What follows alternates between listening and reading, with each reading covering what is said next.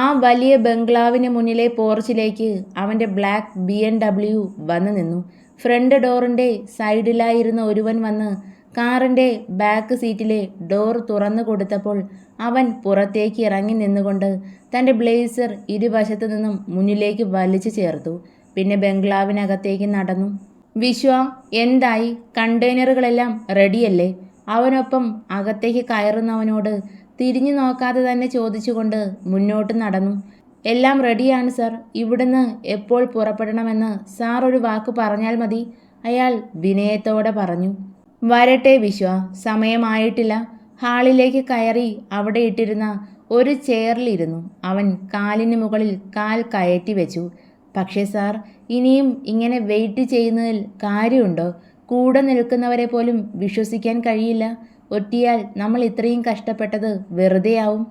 ഒന്നും സംഭവിക്കില്ല വിശ്വ. എൻ്റെ കൂടെ നിന്ന് എനിക്കെതിരെ കളിക്കാൻ ധൈര്യമുള്ളവർ ഇപ്പോഴും ഉണ്ടെന്ന് നീ വിശ്വസിക്കുന്നുണ്ടോ? അങ്ങനെ സംഭവിച്ചാൽ പിന്നീടുള്ള അവരുടെ അവസ്ഥ എന്താണെന്ന് നിനക്കറിയില്ലേ? അറിയാം സാർ. എന്നാലും ഉള്ളിലൊരു ഭയം.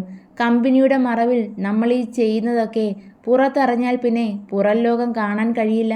വിശ്വയുടെ വാക്കുകളിൽ ഭയം കലർന്നു. തനിക്ക് പേടിയുണ്ടെങ്കിൽ പിന്മാറിക്കൊള്ളു വിശ്വ. താൻ പോയാൽ പകരം 100 പേർ വരും എനിക്കൊപ്പം നിൽക്കാൻ. തനിക്ക് ഞാൻ പറഞ്ഞു തരണ്ടല്ലോ. അവൻ പുച്ഛത്തോടെ പറഞ്ഞുകൊണ്ട് കണ്ണിൽ നിന്നും ഷെയ്ഡ്സ് എടുത്തു മാറ്റി. അവൻ്റെ തിളക്കമാർന്ന നീല കണ്ണുകളിലേക്ക് വിശ്വ ഒരു നിമിഷം ഭയത്തോടെ നോക്കി. നോ സാർ, പകുതി വഴിയിൽ ഉപേക്ഷിച്ച് പോകാനല്ല ഞാൻ ഇത്രയും കഷ്ടപ്പെട്ട് ഇതെല്ലാം ചെയ്തത്. ആ കണ്ടെയ്നറുകൾ എനിക്ക് എത്തിക്കേണ്ട ഇടത്ത് എത്തിക്കണം. അതിനിടയിൽ ജീവൻ നഷ്ടപ്പെടുത്തേണ്ടി വന്നാലും ഞാൻ അതിൽ നിന്നും പിന്മാറില്ല, വിശ്വ ഉറപ്പോടെ പറഞ്ഞു. ഗുഡ്. താൻ എന്നാൽ ഗോഡൗണിലേക്ക് പോയിക്കോ. അവിടെ മുൻപത്തേതിലും കൂടുതൽ സെക്യൂരിറ്റി ഉറപ്പ് വരുത്തണം. ഒരു പിഴവും സംഭവിക്കാൻ പാടില്ല.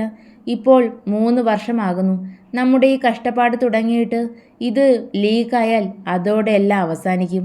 ഇല്ല സാർ, എനിക്ക് ചിലരെ സംശയമുണ്ട്. സാറിൻ്റെ ഹെൽപ്പ് വേണം. ഞാൻ അവരെ സാറിന് മുന്നിൽ കൊണ്ടുവരാം. അവരുടെ മനസ്സിൽ കൂടെ നിന്ന് ചതിക്കണമെന്ന ഉദ്ദേശം ഉടലെടുത്തിട്ടുണ്ടെങ്കിൽ അത് കണ്ടുപിടിക്കാൻ സാറിനേ കഴിയൂ. വിശ്വയുടെ സ്വരം കടുത്തു. ശരി, സംശയമുള്ളവരെ ഉടനെ തന്നെ ഗോഡൗണിൽ നിന്നും മാറ്റണം വിശ്വ. ഉറപ്പായും സാർ, ഞാൻ ഇറങ്ങുന്നു, അവനോട് പറഞ്ഞുകൊണ്ട് വിശ്വ തിരിഞ്ഞു നടന്നു. വിശ്വ. നടന്നു നീങ്ങുന്ന വിശ്വയെ അവൻ പുറകിൽ നിന്നും വിളിച്ചു. വിശ്വ സംശയത്തോടെ അവനെ തിരിഞ്ഞു നോക്കി. അവളെവിടെയുണ്ട്? അവൻ്റെ വാക്കുകളിൽ ഒരു മയം വന്നതുപോലെ തോന്നി അയാൾക്ക്. അറിയില്ല സാർ, മാധവൻ്റെ വീട്ടിലില്ല. ഈ നാട്ടിൽ നിന്നും പോയെന്നാണ് അറിഞ്ഞത്. അന്വേഷിക്കണം വിശ്വ. അവളും കുഞ്ഞും എപ്പോഴും എൻ്റെ കൺവെട്ടത്ത് തന്നെ ഉണ്ടാവണം. എത്ര ഒളിച്ചോടിയാലും അവൾക്ക് എന്നിൽ നിന്നും രക്ഷപ്പെടാൻ ഒരിക്കലും കഴിയില്ല. അവൻ്റെ നീല കണ്ണുകളിൽ ചുവപ്പ് പടരുന്നത് വിശ്വ ഭയത്തോടെ നോക്കി നിന്നു. അവളെ സാറിന് എന്തിനാ? അവളെ കൊണ്ട് നമുക്കെന്ത് ഉപയോഗമാ ഉള്ളത്? വിശ്വയിൽ സംശയം നിറഞ്ഞു. അവളെ എനിക്ക് ആവശ്യമുണ്ട് വിശ്വ. ഒന്നുമില്ലെങ്കിലും എൻ്റെ കുഞ്ഞിൻ്റെ അമ്മയല്ലേ. പിന്നെ അവളെ അങ്ങനെ വിട്ടുകളയാൻ എനിക്ക് കഴിയില്ല. ഞാൻ ഒരുപാട് മോഹിച്ചു പോയോടോ അവളെ. അവളുടെ ആരെയും മയക്കുന്ന സൗന്ദര്യത്തിൽ ഞാൻ അകപ്പെട്ടു പോയി. ഒരുപാട് പെണ്ണുടലുകൾ അറിഞ്ഞിട്ടുള്ളവനാ ഞാൻ.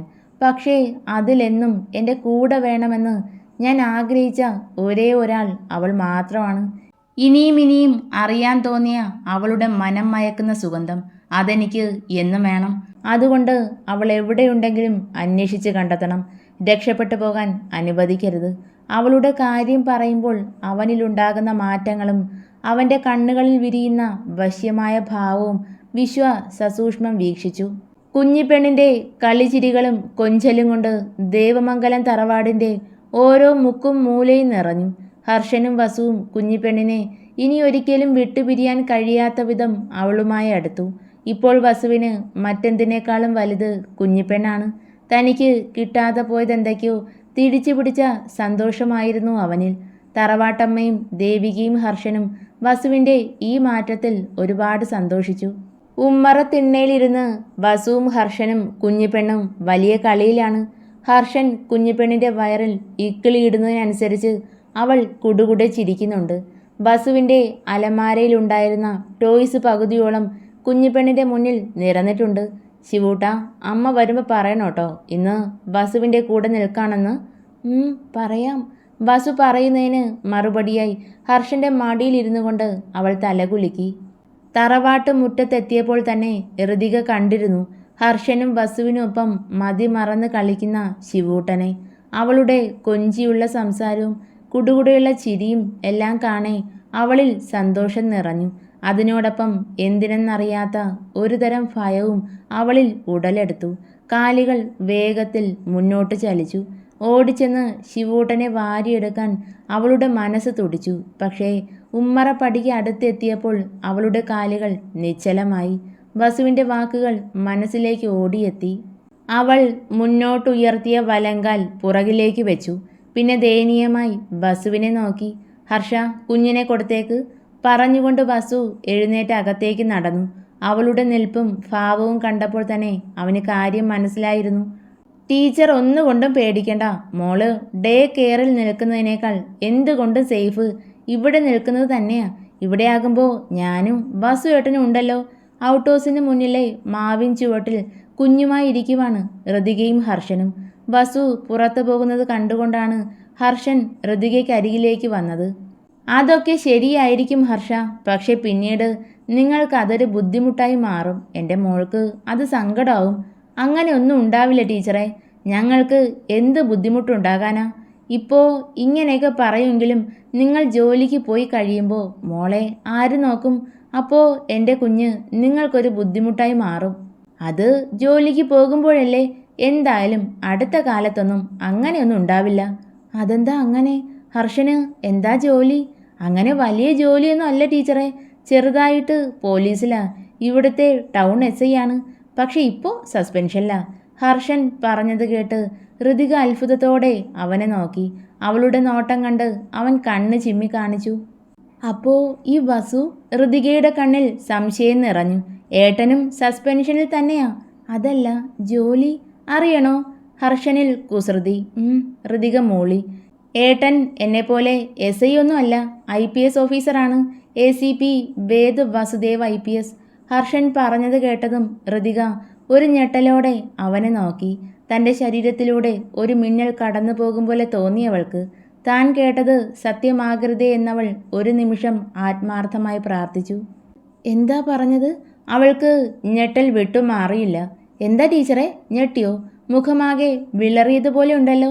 എന്താ, പോലീസുകാരെ പേടിയാണോ? എപ്പോഴുമുള്ള കുസൃതിയാണ് ഹർഷനിൽ.